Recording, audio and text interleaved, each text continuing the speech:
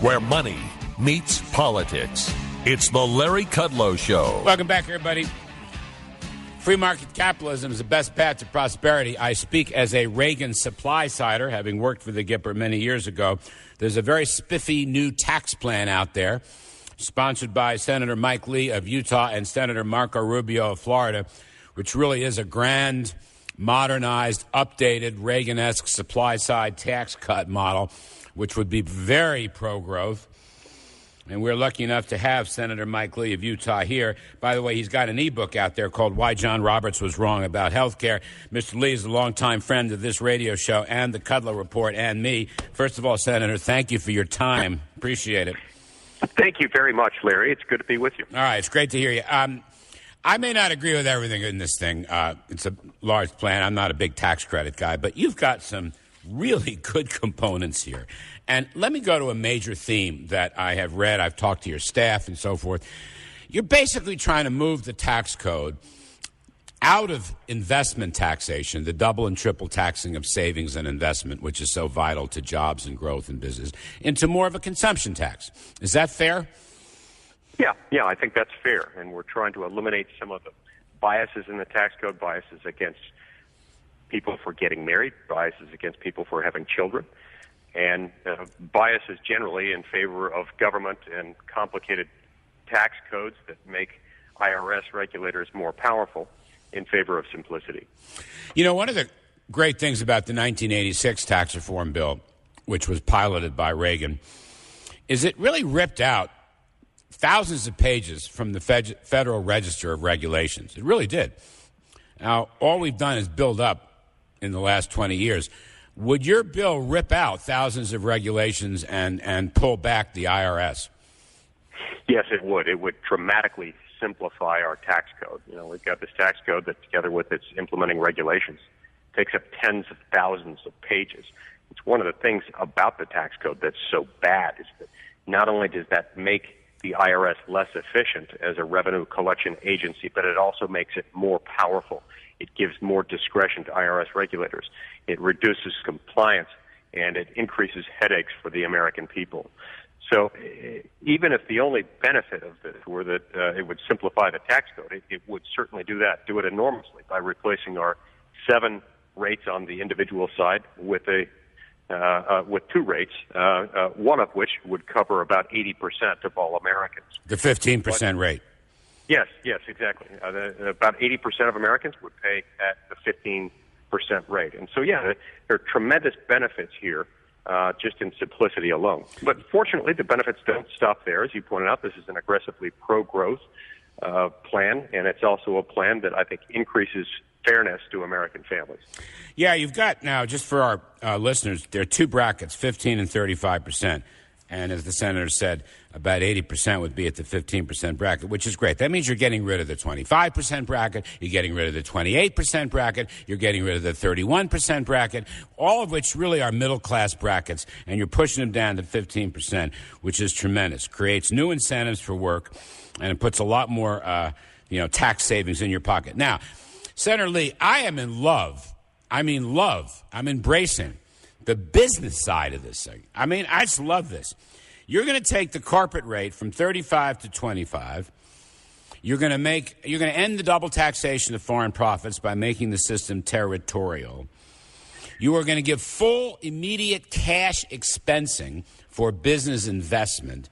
That in itself may be the most powerful pro-growth job creator of everything. You're also ending the tax on capital gains and dividends. You're also letting small businesses, the LLC, Subchapter S pass-throughs, they get to pay the lower corporate rate now, which would be 25 instead of paying 40. No dividends, no cap gains. This is fabulous stuff. Right there, you have a home run, sir. Right there, if you could get that through, it would be a home run. Well, thank you, Larry. I certainly think so. And I think that what this does is that it eliminates some of the penalties that our current tax code imposes on the very kind of things that we want to see more of. We want to see more people getting married. We certainly want to see people not being punished for having children. And then on the business side, we want to see people not punished, but rewarded for investing. And so that's why our reforms in this area are incredibly helpful. I mean, getting rid of the tax on capital gains and dividends recognizes the fact that we're already taxing these things on the business side. There's no need to tax them a second time. And these are the very kinds of activities that lead to more job-creating investment. These are the kinds of things that will help all Americans, particularly those in the middle of the socioeconomic spectrum and below, to get more jobs and have more opportunities. You're going to end a lot of deductions, and you're going to give these companies lower rates, lower tax rates, and full cash expensing. Could you get that done? Look, I'm for you. I'll tell you who else is for you on this.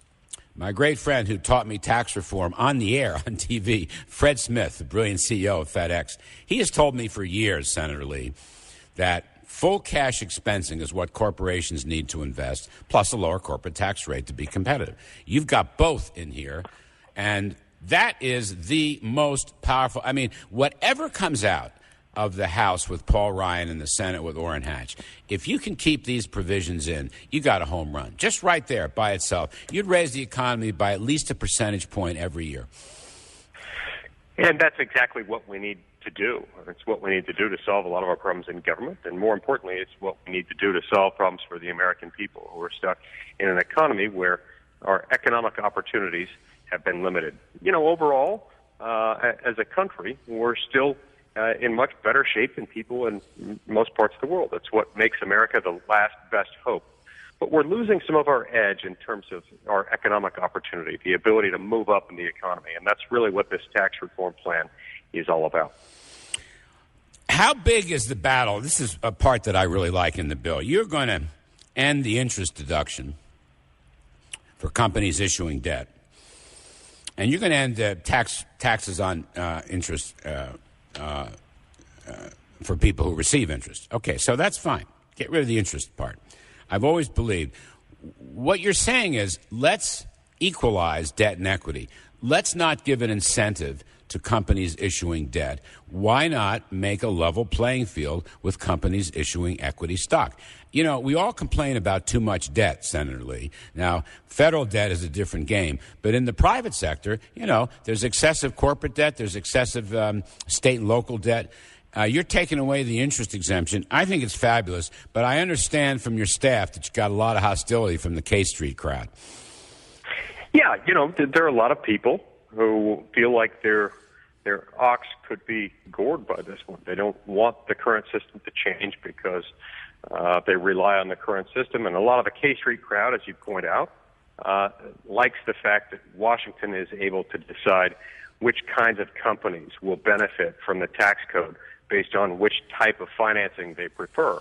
And they like the fact that it's been K Street that has produced this bias in our tax code in favor of corporate debt and therefore against equity finance. And we just think we ought to stay out of that. We ought to keep Washington, D.C. out of those decisions, and we ought to treat all businesses fairly and equally in this regard. I've tried, Senator, for 30 years. I've been pushing this idea, and it's a tough one, but you got it in there, and I think it's great. I think this whole business side of the package is great. By the way, you know who's supporting you on this? Greg Mankiw, who was chairman of the Council of Economic Advisors under George W. Bush, who was the chairman of the economics department at Harvard University. He wrote on his blog that he completely supports, he likes your bill, and he loves the idea of removing the bias towards debt, towards corporate debt. And, Mankiw is not a pure supply side. He's an awfully good man and awfully smart. But I think having support of an established figure like that is a very good thing. And K Street be damned. Let's take him on. Yeah, exactly. I appreciated Professor Mankiw's comments the other day and sent him an email. Oh, good. Specifically thanking him good. for that. And I know he's been a big champion of this issue over many years. Now, here's one for you. On the other side of the coin, I'm reading, and you are too, in the last week, Senator Mike Lee, that President Obama is thinking about an executive action to raise taxes on businesses. All right? He's going to eliminate some deductions, I don't know, earnings stripping, equity stripping, God knows what else. Immigration's not bad enough. Obamacare's not bad enough. He now wants to use executive orders to hike taxes. What do you think of that, Senator Lee? You know, it's stunning. It is absolutely stunning. Now, a few weeks ago, as a member of the Judiciary Committee, I was questioning Loretta Lynch, who, of course, has been nominated to be President Obama's next Attorney General. And I asked what I thought was a hypothetical question about the tax code. I asked her, what if a future president decided to make changes to the tax code, basically by saying, I will or I won't enforce this. I think the way I put it with her was, what if a future president, perhaps a Republican, said, I won't enforce any tax rate above 25%. Now, her response surprised me. Her response was basically a non-response. It said, I can't speak to that issue. I can't be certain as to whether or not that might be a valid exercise of prosecutorial discretion. It was a dodge. I understood that she had probably been prepared to dodge questions like that. But what I did not anticipate, Larry, was that this president would seriously contemplate doing anything by executive order to the tax code. This really should not be surprising to me, perhaps, but it is. And I think we've got to acknowledge the fact that we've got a big problem anytime we have a chief executive who wants to start talking about changing the law, changing the effect of the law by means of an executive order. This is not how our system was supposed to function. Ours is not a government of one.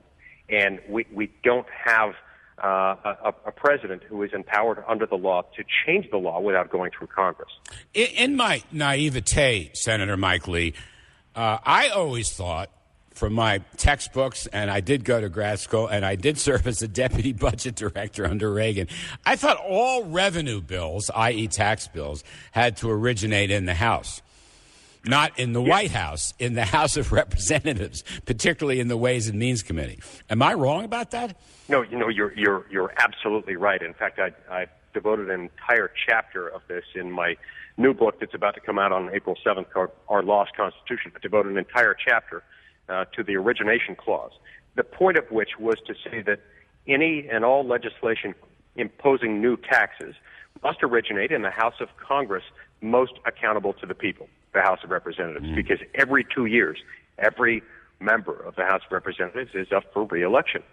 And so when you start with that and then add to it the fact that any new tax bill has to not only start in the House but also be passed by the Senate and then be signed into law by the President, when you start talking about allowing that to be short-circuited by just one president, that's a big, big problem.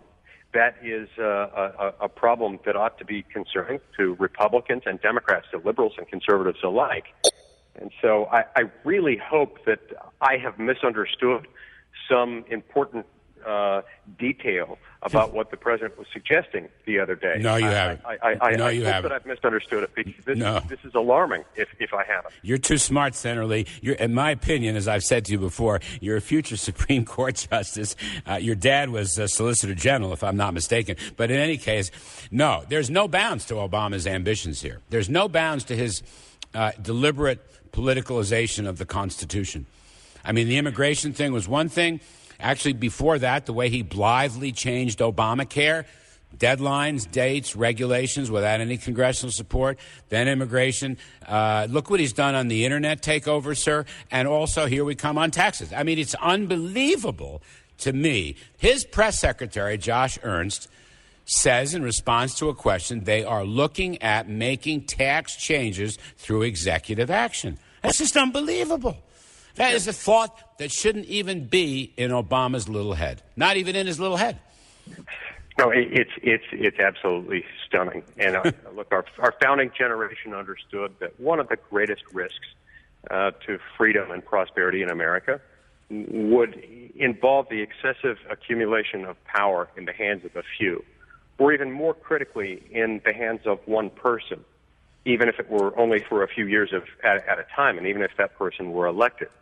And that's why they split up power on both the horizontal axis with separation of powers and along the vertical axis with what we call federalism, so as to make sure that no one person and no one small group of people could accumulate too much power.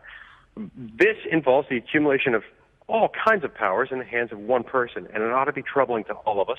And I really hope the president will reconsider what's apparently being contemplated here. All right, let's go back to your the Marco Rubio, Mike Lee tax bill. All right, once again to listeners, tax rates on personal income are simplified to 15 and 35.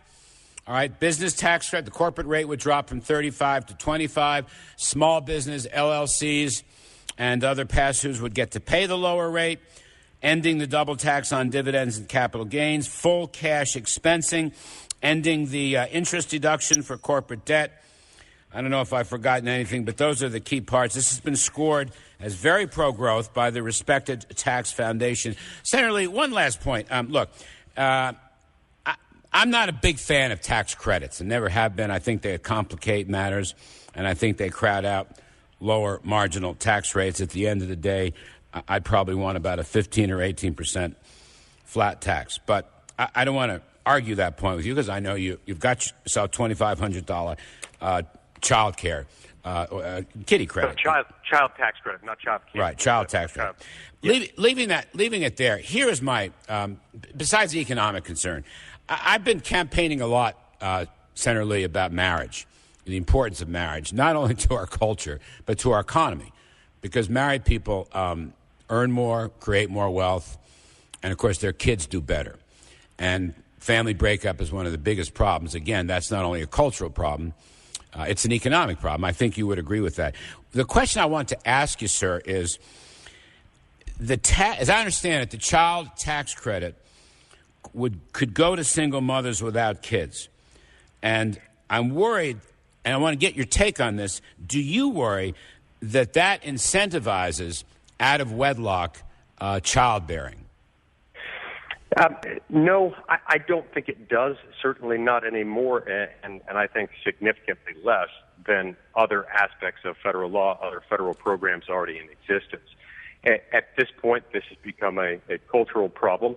I think it's a cultural problem that the federal government contributed to several decades ago. I'm not sure that it's one that the federal government can necessarily fix now that it's in place. But I don't think that this will make that worse. And I certainly don't think that adjusting the child tax credit in such a way as to deny it to someone who happens to be single would be a fair or an acceptable response either. Look, the reason we put the child tax credit in there was to eliminate one of the nasty features of the tax code that often goes unnoticed, which is what I call the parent tax penalty, which refers to the fact that Americans, hardworking Americans, contribute to our senior entitlement programs not just once but twice. Once when they pay their taxes, both their income taxes, payroll taxes, and otherwise, and again as they incur the substantial costs associated with raising children. When they incur those costs really go toward shoring up our senior entitlement programs, Social Security and Medicare. It's today's workers who pay the Social Security and Medicare benefits of today's retirees. It's today's children who will become tomorrow's workers and thus pay for the benefits of tomorrow's retirees. And so our current tax code doesn't do anything to take that into account. This $2,500 per child tax credit is a modest step in the direction of offsetting that parent tax penalty. Are you worried that you're going to take flack because the child tax credit is unlimited? There's no income limit to it at all, so everybody's going to get it. The top 1% will get it, as well as the middle class. Does that trouble you? Yeah, so there's no income limit to it, and it's fully refundable up to the amount of taxes paid.